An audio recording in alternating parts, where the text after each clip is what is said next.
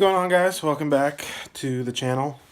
uh, Today I'm going to work on the heater stuff, get some firewall plugs in, the fuel pressure regulator, getting that hose hooked up, getting the new regulator on, and fixing, well, I should say fixing, but more of modifying the speedometer gear drive. And then I went to the wrecking yard yesterday, so I'll throw in a few clips of some of the cars we saw, a few pictures.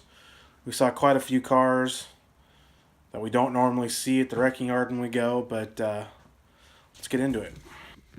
I got the heater crossover pipe cleaned up and installed, so now we can go ahead and start really putting the interior back together. And then on the engine bay side, I got this is the AC delete plug. I plugged off the old evap. This is the return, and then this is the old fuel main feed, but we're going stainless braided fuel line, so we just need the return line. So it looks pretty clean over here, and yeah, so that was part of the score we found the other day, or the junkyard, was the plug and the heater crossover, so we're pretty excited about that.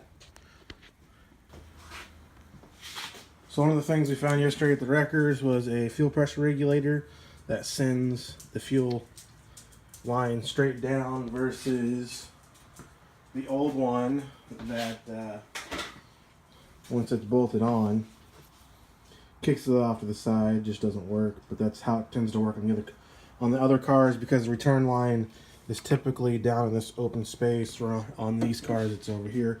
So I'm going to go get the hose installed and then the vacuum line installed, and then I'll show you guys what it looks like.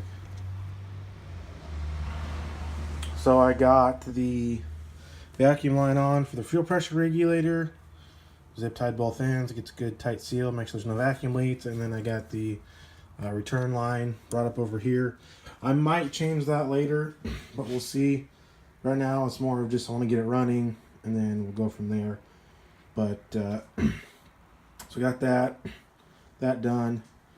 And then next I'm going to put some oil in it, put the Speedo drive gear in, and then put some oil in the tranny. And then we're going to be using a OEM Honda filter, so I'm going to go ahead and get started on that. So we will be using an OEM Honda oil filter on this. That's what the owner wanted to do. So we're going to take out the old not so great frame, and we'll put in the OEM filter. So we're going to just throw in the Chevron Supreme.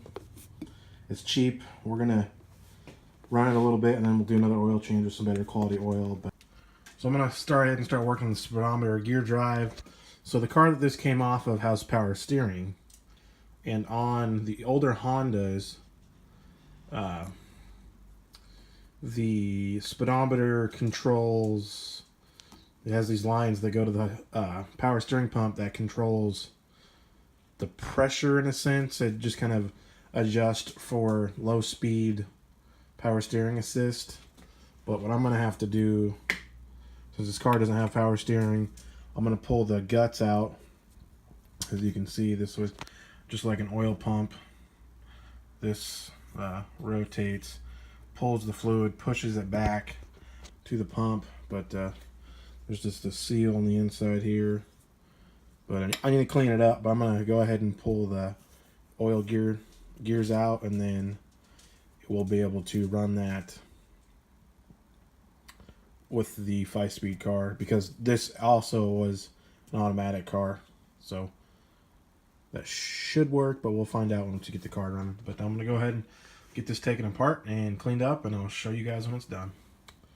So what I had to do was push up on the shaft, which allowed me to slide this piece up and then pull out this roll pin, so I could pull the shaft out.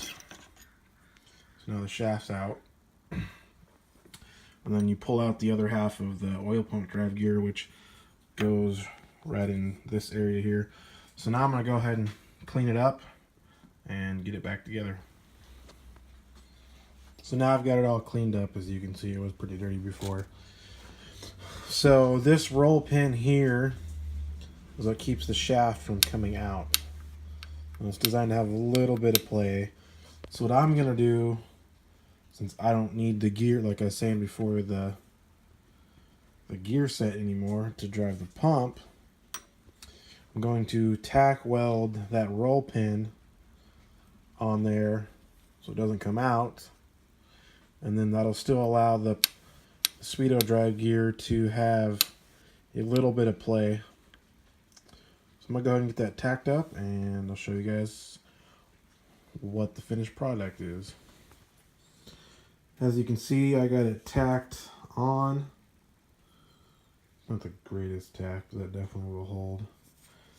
Now it has a little bit of up and down movement, and it can't slide out. So now I'm going to go ahead and get some oil in up here, just to help lubricate up here. There's seals in the shaft on both sides so oil can't get through, and then the shaft is oiled down here because this goes into the transmission, so that'll take care of some of those problems. Putting the oil up here is probably not necessary, but I'm going to do it anyways. So we got the oil in it, got the seal back on and all cleaned up, and then, so this is the other side. Like I said, there's an oil seal in here that prevents stuff from coming through, and then I will cap these off. But that goes on like so. And then it drops into, it's kind of hard to see, there's alignment pins, and then we will stick the bolts in, and then I will tighten them down. And that is how to take the power steering gear and stuff out. And you could probably get away with, instead of tack welding the roll pin, use a different technique, like an actual roll pin, the ones that shrink a little bit and make a tight fit. But the way I did it is just easier. And so I'm gonna go ahead and get this finished, buttoned up, and I'll get it installed in the car. So I was putting some oil in the transmission.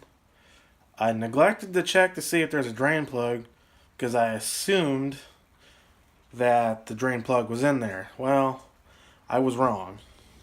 It leaked out about, I'll say, a full quart of oil all underneath the car. Tried to stick the drain pan there before I could get to it. All came out, but it was too late. So I'm going to end off my video on that. I'm a little irritated right now. So if you guys have any questions, comments, subscribe to the page, and I will talk to you guys later.